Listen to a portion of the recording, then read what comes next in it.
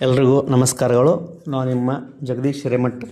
ಭಕ್ತಿ ಬದುಕು ಚಾನಲ್ಗೆ ಆತ್ಮೀಯ ಎಲ್ಲರಿಗೂ ಸ್ವಾಗತ.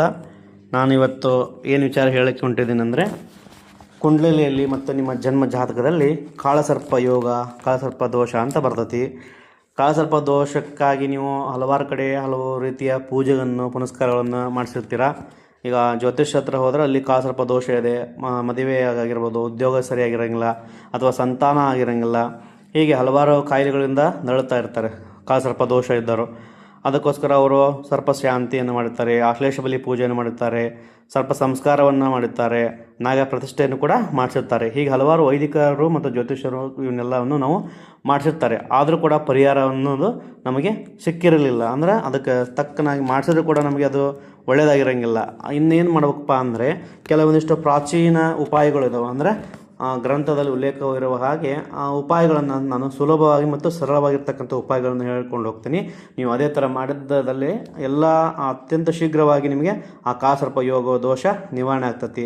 ಮೊದಲನೇದಾಗಿ ಕಾಳಸರ್ಪ ದೋಷದ ಬಗ್ಗೆ, ದೋಷ ಹೇಗೆ ಬರ್ತದೆ ಅನ್ನೋ ತಿಳ್ಕೊಳ್ಳೋದಾದರೆ, ಪ್ರಾಚೀನ ಜ್ಯೋತಿಷ್ಯ ಗ್ರಂಥಗಳಲ್ಲಿ ಕಾಳಸರ್ಪದ ಯೋಗ ಉಲ್ಲೇಖವಿಲ್ಲವಾದರೂ ವ್ಯಾವಹಾರಿಕ ಮತ್ತು ದೃಷ್ಟಿಯಿಂದ ಈ ಯೋಗ ಜಾತಕನನ್ನು ತುಂಬ ವಿಚಲಿತಗೊಳಿಸುತ್ತದೆ. ಒಂದು ವೇಳೆ ಕುಂಡಲಿಯಲ್ಲಿ 7 ಗ್ರಹಗಳು ರಾಹುಕೇತುವಿನ ಮಧ್ಯೆ ಸ್ಥಿತವಿದ್ದರೆ ಅದು ಕಾಳಸರ್ಪ ಯೋಗ ನಿರ್ಮಾಣವಾಗುತ್ತದೆ. ನೋಡ್ರಿ, ಎಲ್ಲ ಗ್ರಹಗಳು ಒಟ್ಟಿಗೆ ಇದ್ದು 2 ಗ್ರಹಗಳು ರಾಹು ಮತ್ತು ಕೇತು ಗ್ರಹಗಳು ಹೊರಗೆ ಇದ್ದು ಅದು ಕಾಳಸರ್ಪ ಯೋಗ ನಿರ್ಮಾಣವಾಗುತ್ತೆ. ಒಂದು ವೇಳೆ ಒಂದಾದರೂ ಗ್ರಹ ರಾಹುಕೇತುವಿನ ಪರದಿಯಿಂದ ಹೊರಗಿದ್ದರೆ ಈ ಯೋಗದ ಅಶುಭ ಫಲದಲ್ಲಿ ಸ್ವಲ್ಪ ಕೊರತೆಯಾಗುತ್ತದೆ.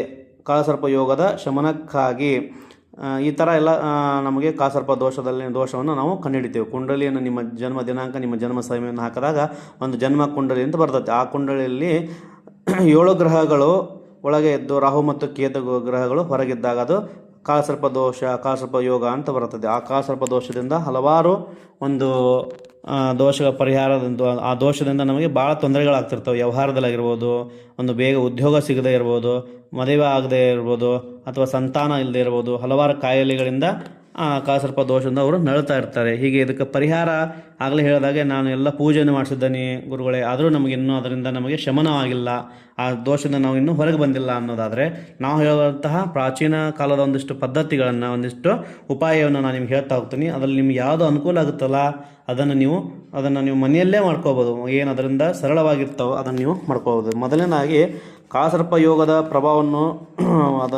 ಇದ್ದಂಥವರು ಭಗವಂತನಾದ ಶಂಕರನ ಆರಾಧನೆ ಮಾಡಿರಿ. ಸರ್ವೋತ್ತಮವಾದದ್ದು ಶಂಕರ ಅಂದರೆ ಶಿವನನ್ನು ನೀವು ಪ್ರತಿನಿತ್ಯ ಶಿವಮಂದಿರಕ್ಕೆ ಹೋಗಿ ಶಿವಲಿಂಗದ ದರ್ಶನ ಪಡೆಯಬೇಕು. ಹಾಗೂ ನಿತ್ಯ ನಿಯಮಿತವಾಗಿ ಓಂ ನಮಃ ಶಿವಾಯ ಈ ಶಿವ ಪಂಚಾಕ್ಷರಿ ಮಂತ್ರದಿಂದ ಜಪ ಮಾಡಬೇಕು. ಎಷ್ಟಾದರೂ ಮಾಡಬೇಕು, ಇಷ್ಟೇ ಅಂತ ಏನಿಲ್ಲ. ಶಿವನ ಒಂದು ಪಂಚಾಕ್ಷರ ಮಂತ್ರ ಜಪಕ್ಕೆ ಭಾಳ ಶಕ್ತಿ ಇರ್ತೈತಿ. ಹಾಗೆ ನೀವು ಪ್ರತ್ಯಕ್ಷವಾಗಿ ಸೋಮವಾರದಂದು ಶಿವಮಂದಿರಕ್ಕೆ ಶಿವಲಿಂಗಕ್ಕೆ ಹಸುವಿನ ಹಸಿ ಹಾಲು ಮತ್ತು ಜಲದಿಂದ ಅಭಿಷೇಕ ಮಾಡಿ ಬಿಲ್ವಪತ್ರೆ ಅರ್ಪಿಸಬೇಕು.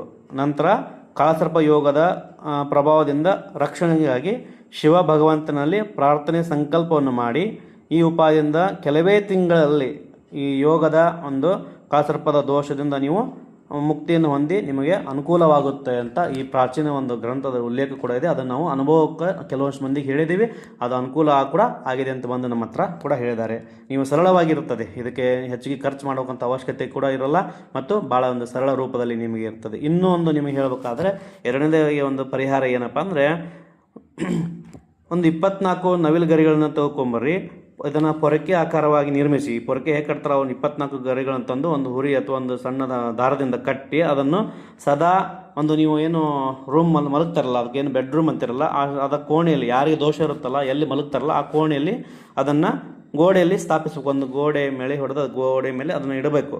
ರಾಹು ಕಾಲದಲ್ಲಿ ಪೊರಕೆಯಿಂದ ಯಾರಿಗೆ ದೋಷ ಇರುತ್ತಲ್ಲ, ಈ ಕಾಳಸರ್ಪ ದೋಷ ಯಾರಿಗೆ ಇರ್ತೈತಿ ಆ ಜಾತಕನ ಮೇಲೆ ನಿವಾಳಿಸ್ಬೇಕು. ರಾಹುಕಾಲ ಬಂದಾಗ ದಿನನಿತ್ಯ ರಾಹುಕಾಲ ಅಂತ ಇರ್ತೈತೆ, ಆ ರಾಹುಕಾಲದಲ್ಲಿ ನಿವಾಳಿಸ್ಬೇಕು. ಈ ರೀತಿ ಉಪಾಯವನ್ನು ಸಕಲ ಪ್ರಕಾರ ಮಾಡಿದ್ರಿಂದ ಕಾಳಸರ್ಪ ಯೋಗದ ಶಮನಕ್ಕೆ ಉಪಾಯವಾಗಿರ್ತದೆ. ಈ ರೀತಿ ನೀವು ಮಾಡ್ಕೊತ ಹೋದರೆ ರಾಹುಕಾಲದಲ್ಲಿ ಒಂದು 28 ದಿನ ಅಥವಾ 34 ದಿನನೋ ಈ ಥರ ಮಾಡ್ಕೊತ ಹೋದಲ್ಲಿ ಅದು ಯೋಗದಿಂದ ಕಾಳಸರ್ಪ ದೋಷ ನೀವು ಮುಕ್ತರಾಗಬಹುದು.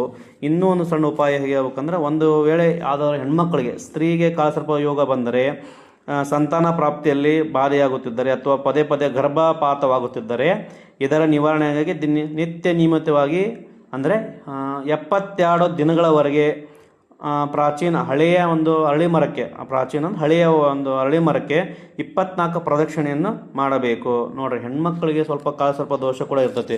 ಅವರಿಗೆ ಮದುವೆಯಿಂದ ಹಿಡಿದು ಸಂತಾನ ಕೂಡ ಆಗಿರಂಗಿಲ್ಲ, ಸಂತಾನ ಸ್ವಲ್ಪ ವಿಳಂಬವಾಗಿರ್ತದೆ ಅಥವಾ ಪದೇ ಪದೇ ಗರ್ಭಪಾತ ಆಗ್ತಿರ್ತದೆ. ಇದರ ನಿವಾರಣೆಗಾಗಿ ನೀವು 72 ದಿನಗಳವರೆಗೆ ಒಂದು ಅರಳಿ ಮರ ಇರ್ತೈತಲ್ಲ, ಅಲ್ಲಿ ಹೋಗಿ 24 ಪ್ರದಕ್ಷಿಣೆಯನ್ನು ಹಾಕಿ ಬಂದದ್ದಾದರೆ ಈ ಕಾಲಸರ್ಪ ದೋಷದಿಂದ ನೀವು ಮುಕ್ತಿಯನ್ನು ಪಡೆಯಬಹುದು.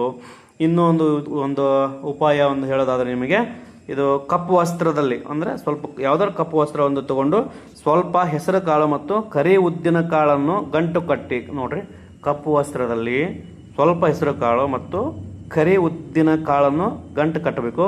ರಾಹುವಿನ ಮಂತ್ರ ಇದೆ, ಅದು ರಾಹುವಿನ ಮಂತ್ರ ಓಂ ರಂ ರಾಹವೇ ನಮಃ. ಇದನ್ನು ಯಾರಿಗೆ ದೋಷ ಇರ್ತಲ್ಲ ಅವರು ಜಪ ಮಾಡಿ, ಯಾರಿಗೆ ದೇವಸ್ಥಾನದಲ್ಲಿ ಅರ್ಚಕರಿಗೆ ಅದನ್ನು ದಾನ ಮಾಡಬೇಕು. ಯಾವುದಾದ್ರೂ ಬಾವಿ, ನದಿ, ಕೆರೆಯಲ್ಲಿ ಇದನ್ನು ಹಾಕಬೇಕು. ಅವ್ರಿಗೆ ಅದನ್ನು ಬಟ್ಟೆ ಏನಿರ್ತದೆ ದಾನವನ್ನು ಕೊಟ್ಟಿರ್ತಾರಲ್ಲ, ಅವ್ರಿಗೆ ದಕ್ಷಿಣೆ ಕೊಟ್ಟವ್ರಿಗೆ ದೇವಸ್ಥಾನಕ್ಕೆ ಮುಟ್ಟಿಸಿ ಹೊಳ್ಳಿ ಅದನ್ನು ನೀವು ಎಲ್ಲಿ ಹಾಕ್ಬೇಕು ಅಂದರೆ, ಬೇಡಪ್ಪ ಅಂದರೆ ನೀವು ಯಾರೂ ಸಿಗಲಿಲ್ಲ ಅರ್ಚಕರು ಅಥವಾ ನಮ್ಮ ದೇವಸ್ಥಾನ ದೂರ ಇದೆ ಅಂದರೆ ಅದನ್ನು ನೀವು ಯಾವುದಾದ್ರೂ ಒಂದು ನೀರಿರ್ತಕ್ಕಂಥ ಕೆರೆ ಅಥವಾ ನದಿಗಳಲ್ಲಿ ಅದನ್ನು ನೀವು ವಿಸರ್ಜನೆ ಮಾಡಬಹುದು. ಕನಿಷ್ಠ ಪಕ್ಷ 72 ಬುಧವಾರಗಳು ಇದನ್ನು ಮಾಡಬೇಕು. ಹೇಗೆ ಇನ್ನೊಮ್ಮೆ ಹೇಳ್ತೇನೆ ಇದ್ರ ಬಗ್ಗೆ. ಒಂದು ಕಪ್ಪು ವಸ್ತ್ರ ತಗೊಳ್ರಿ, ಅದರಲ್ಲಿ ಸ್ವಲ್ಪ ಹೆಸರು ಕಾಳು ಮತ್ತು ಕರಿ ಉದ್ದಿನ ಕಾಳನ್ನು ಗಂಟು ಕಟ್ಟಿರಿ. ರಾಹುವಿನ ಮಂತ್ರ ಜಪ ಮಾಡಿರಿ. ನಿಮಗೆ 51, 108 ಸಾರಿ ಆದರೂ ಮಾಡಿರಿ. ಓಂ ರಂ ರಾಹವೇ ನಮಃ, ಇನ್ನೊಮ್ಮೆ ಹೇಳ್ತೇನೆ ಮಂತ್ರನ, ಓಂ ರಂ ರಾಹವೇ ನಮಃ ಅನ್ನೋ ಮಂತ್ರ ಅದನ್ನು ಜಪ ಮಾಡಿ. ಇದನ್ನು ಜಪ ಮಾಡಿ ನೀವು ದೇವಸ್ಥಾನಕ್ಕಾದರೂ ಮುಟ್ಟಿಸ್ಬೋದು. ಹೇಗಾದ್ರೆ ಅರ್ಚಕರಿಗೆ ಅದನ್ನು ದಾನ ಮಾಡುವ ಆ ಗಂಟನ್ನು ನೀವು ದಕ್ಷಿಣ ಸಮೇತ ದಾನ ಮಾಡೋದ್ರಿಂದ, ಅಥವಾ ನಮಗೆ ದೇವಸ್ಥಾನ ದೂರ ಅದು ಇಲ್ಲ ಅರ್ಚಕರು ಯಾರು ಸಿಗ್ತಾ ಇಲ್ಲ ಅಂದ್ರೆ ಅದನ್ನು ಬಾವಿ ಅಥವಾ ಕೆರೆಯಲ್ಲಿ ಅಥವಾ ನದಿಯಲ್ಲಿ ಅದನ್ನು ಹಾಕಿದರೆ, ಇದನ್ನು 72 ಬುಧವಾರ ಮಾಡ್ಬೇಕು ನೀವು, ಒಂದು ಟೈಮ್ ಅಲ್ಲ. ಹೀಗೆ ಏನು ಈ ಥರ ಮಾಡ್ತಿಲ್ಲ, 72 ಬುಧವಾರ ಮಾಡಿದ್ದೇ ಕರೆಯಾದಲ್ಲಿ ನಿಮಗೆ ಕಾಲಸರ್ಪ ಯೋಗ ದೋಷ ನಿವಾರಣೆ ಆಗ್ತದೆ. ಇನ್ನೊಂದು ಪ್ರತ್ಯಕ್ಷ ತಿಂಗಳ ಸಂಕ್ರಾಂತಿ, ಪ್ರತಿ ತಿಂಗಳ ಒಂದು ಸಂಕ್ರಾಂತಿ ಅಂತ ಬರ್ತದೆ. ಪ್ರತಿ ಒಂದು ಕ್ಯಾಲೆಂಡರಲ್ಲಿ ಸಂಕ್ರಾಂತಿ ದಿನ ಅಂತ ಇರ್ತದೆ. ಆ ದಿನದಂದು ಪವಿತ್ರ ನದಿಯ ಜಲದಲ್ಲಿ ಗೋಮೂತ್ರ ಮತ್ತು ಸೇರಿಸಿ ಮನೆ ಎಲ್ಲ ಭಾಗಗಳ ಪ್ರೋಕ್ಷಣೆ ಮಾಡಬೇಕು. ಹೇಗಪ್ಪ ಅಂದ್ರೆ, ಒಂದು ಪ್ರತಿ ತಿಂಗಳ ಸಂಕ್ರಾಂತಿ ದಿನ ಬಂದಾಗ ನದಿ ನೀರು ತಂದು ಅದರಲ್ಲಿ ಗೋಮೂತ್ರ ಅಥವಾ ಗೋಮಯ ಅಂದರೆ ಸಗಣಿಯನ್ನು ಸೇರಿಸಿ ಮನೆ ಎಲ್ಲ ಭಾಗಗಳಿಗೂ ಪ್ರೋಕ್ಷಣೆ ಮಾಡೋದ್ರಿಂದ ಕೂಡ ಅಲ್ಲಿ ಸಕಾರಾತ್ಮಕವಾಗಿರ್ತತೆ. ಯಾವಾಗೂ ನಮಗೆ ಪಾಸಿಟಿವ್ ಎನರ್ಜಿ ಇರುತ್ತೆ ಮತ್ತು ಕಾಲಸರ್ಪ ದೋಷ ಕೂಡ ನಿವಾರಣೆ ಆಗ್ತೈತಿ ಅಂತ ಹೇಳ್ಬೋದು. ಮತ್ತು ಇನ್ನೂ ಒಂದು ಹೇಳಬೇಕಾದ್ರೆ, ನೀವು ಸಣ್ಣದೊಂದು ಕಾಲಸರ್ಪದ ಯೋಗದ ಪರಿಣಾಮ ಹೇಗಿರ್ತೈತೆ ಅಂದರೆ, ವೈವಾಹಿಕ ಜೀವನದಲ್ಲಿ, ಸಂಸಾರ ಜೀವನದಲ್ಲಿ ಬಾಧೆಗಳು ಉಂಟಾಗುತ್ತೆ. ಪತಿಯೊಡನೆ ಎರಡನೇ ಬಾರಿ ವಿವಾಹವಾಗಬೇಕು. ಹಾಗೂ ಮನೆಯ ಮುಖ್ಯ ದ್ವಾರದ ಮೇಲೆ 2 ನಾಗಗಳ ಮಧ್ಯೆ ಸ್ವಸ್ತಿಕ್ ಚಿಹ್ನೆಯನ್ನು ಸ್ಥಾಪಿಸಬೇಕು. ನೋಡ್ರಿ, 2ನೇ ಮದುವೆ ಯೋಗ ಇರ್ತೈತಿ, 1ನೇ ಮದುವೆ ಯೋಗ ಕೂಡ ಇರೋದಿಲ್ಲ ಅವ್ರಿಗೆ. ಪಾಪ ಎಲ್ಲ ಹೇಳ್ತಿರ್ತಾರೆ, ನಿಮಗೆ 2ನೇ ಮದುವೆ ಯೋಗ ಇರ್ತೈತಿ, ನಿಮಗೆ 1ನೇ ಮದುವೆ ಆಗೋದೇ ಇಲ್ಲ, ನಿಮ್ಮ ಜನ್ಮ ಜಾತಕದಲ್ಲಿ ಇರೋದಿಲ್ಲ ಅಂತ ಹೇಳ್ತಿರ್ತಾರೆ. ಯಾಕಪ್ಪ ಅಂದ್ರೆ ನಿಮಗೆ ಸ್ವಲ್ಪ ದೋಷ ಐತಿ, ಹಾಗೈತಿ ಹೀಗೈತಿ ಅಂತ ಹೇಳ್ತಿರ್ತಾರೆ. ಅವಾಗ ಏನು ಮಾಡ್ಬೇಕಪ್ಪ ಅಂದ್ರೆ, ನಾವು ಮನೆಯ ಮುಖ್ಯ ದ್ವಾರದ ಮುಂದೆ 2 ನಾಗಗಳ ಮಧ್ಯೆ ಸ್ವಸ್ತಿಕ್ ಚಿಹ್ನೆಯನ್ನು ಸ್ಥಾಪಿಸಬೇಕು. ನಿಮಗೇನು ಮೇನ್ ಎಂಟ್ರೆನ್ಸ್ ದ್ವಾರ ಬರ್ತದಲ್ಲ, ಆ ಮುಖ್ಯ ದ್ವಾರದ ಮೇಲೆ 2 ನಾಗಗಳು ಅಂದರೆ ನೀವು ನಾಗಗಳನ್ನು ಕೆತ್ತನೆ ಮಾಡಿಸಿ ಒಂದು ಮಧ್ಯೆ ಸ್ವಸ್ತಿಕ್ ಚಿಹ್ನೆಯನ್ನು ಸ್ಥಾಪಿಸೋದ್ರಿಂದ ಕೂಡ ಆ ದೋಷ ಕೂಡ ನಾವು ಪರಿಹಾರ ಮಾಡ್ಕೋಬಹುದು. ಹೀಗೆ ಹಲವಾರು ಉಪಾಯಗಳು ಕೂಡ ಇದ್ದಾವೆ. ಹಾಗೆ ನೀವು ಪ್ರತಿಯೊಂದನ್ನು ಮಾಡ್ಕೊತ ಹೋದಲ್ಲಿ ನಿಮ್ಗೆ ಯಾವುದು ಅನುಕೂಲ ಆಗಿರ್ತೈತಲ್ಲ, ಇನ್ನೂ ಹಲವಾರು ಉಪಾಯಗಳು ಕೂಡ ಇದ್ದಾವೆ. ನಿಮ್ಗೆ ಕೊನೆಯದಾಗಿ ಇನ್ನೊಂದು ಹೇಳೋಕ್ಕೆ ಇಷ್ಟಪಡ್ತೀನಿ.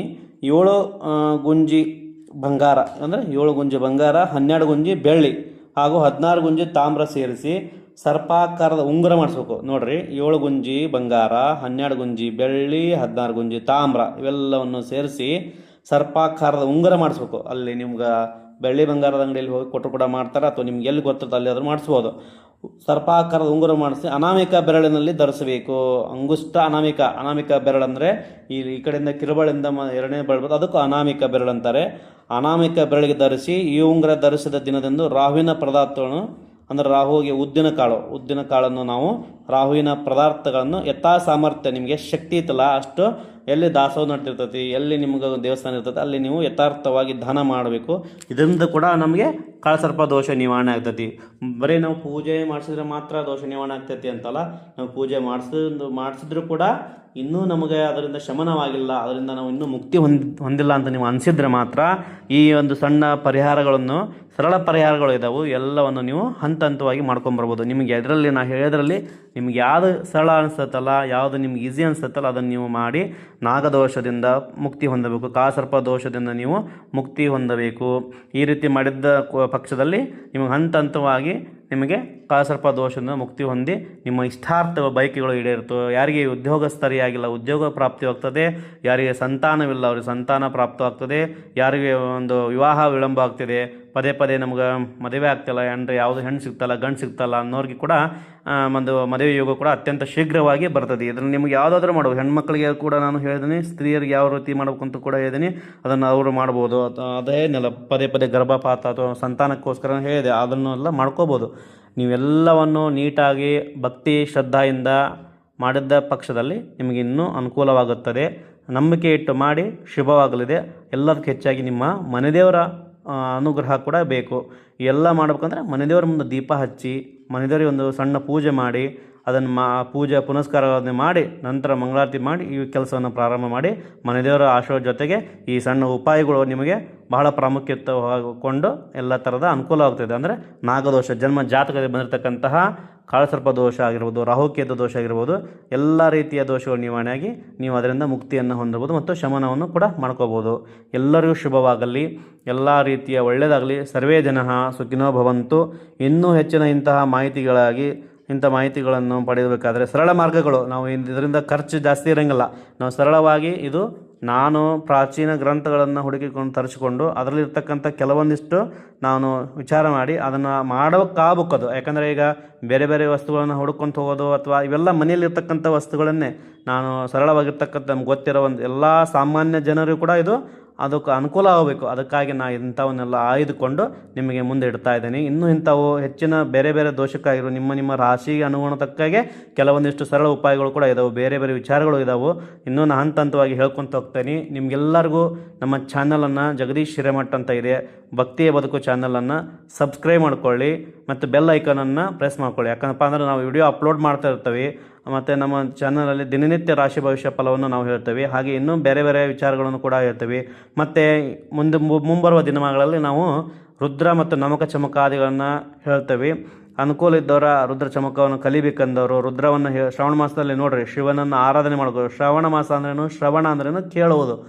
ಶ್ರಾವಣಂ ಮೋಕ್ಷಂ ಪ್ರಾಪ್ತೈತೆ. ನಾವು ಹೇಗೆ ನಾವು ದೇವರ ಧ್ಯಾನವನ್ನು ಮಾಡ್ತೇವಲ್ಲ ಹಾಗೆ ರುದ್ರದಿಂದ ನಾವು ಶಿವನನ್ನು ಅಭಿಷೇಕ ಮಾಡೋದಿಲ್ಲ ಆಗಲಿ, ಮನೆ ದೇವರ ಪೂಜೆ ಮಾಡೋದ್ರಿಂದ ಶಿವ ಸಂತೃಪ್ತ ಆಗ್ತಾನೆ ಅಂತ ಹೇಳ್ಬೋದು. ರುದ್ರ ಅಂದರೆ ಶಿವನನ್ನು ನಾಮಸ್ಮರಣೆ ಮಾಡೋದು. ಹಾಗೆ ರುದ್ರವನ್ನು ನಾವು ಹೇಳ್ತಾ ಇರ್ತೇವೆ. ನೀವು ಬೇಕಂದ್ರೆ ಬುಕ್ ತೊಗೊಂಡು ನೀವು ರುದ್ರವನ್ನು ಕಲಿಬೋದು.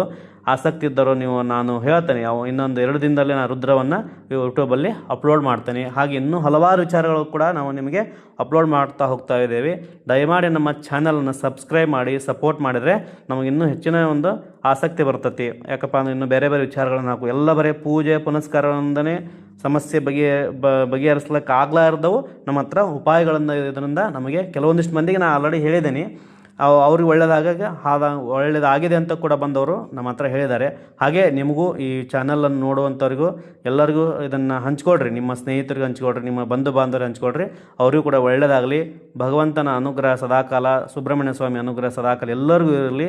ಶುಭ ಫಲ ಪ್ರಾಪ್ತಿವಾಗಲಿ. ನಮಸ್ಕಾರ, ವಂದನೆಗಳು.